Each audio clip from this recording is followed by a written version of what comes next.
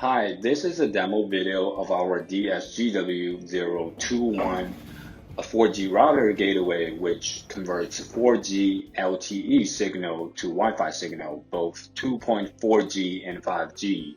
With the help of our 4G LTE router gateway, you will be able to create Wi-Fi signal in suburbs or wherever there's no Wi-Fi.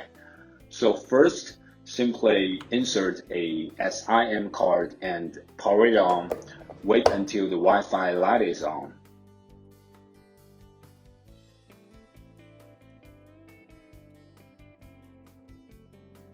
Then enter the password so you will get access to the internet.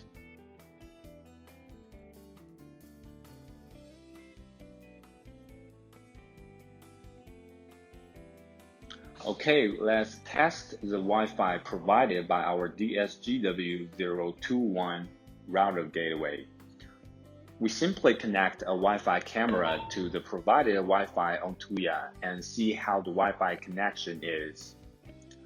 Just follow the steps on Tuya and enter the Wi-Fi password until it's connected. Now it's done and the Wi-Fi performs very well. That's it for the video. Thanks for watching.